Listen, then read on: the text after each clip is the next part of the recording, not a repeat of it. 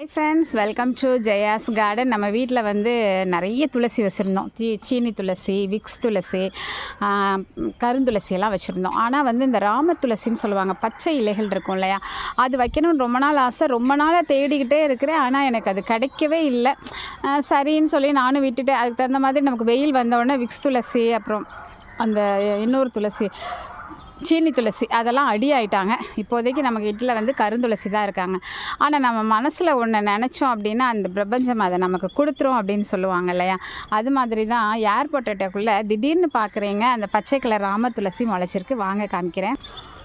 இங்கே பார்த்தீங்களா, நீண்ட நாள் ஆசை நிறைவேறிடுச்சு அப்படின்னு தான் சொல்லணும். இதை வந்து கண்டிப்பாக வேறு ஒரு தொட்டியில் பிடுங்கி நட்டு சூப்பராக வளர்த்து உங்களுக்கு இன்னொரு துளசி, நம்ம வீட்டில் எதுனாலும் வகை வகையாக வளர்க்கணும் அப்படின்னு ஒரு ஆசை உண்டு. பொன்னாங்கண்ணியாக 4 வகை இருக்குதுங்க, துளசியாக 4 இருக்குது அப்படி சொல்லிகிட்டு இருந்தேன். இப்போ அதெல்லாம் அடி ஆயிடுச்சு. இப்போ 2 வகை வந்துடுச்சு. ஹாப்பியாக இருக்கேன் நான். நீங்கள்?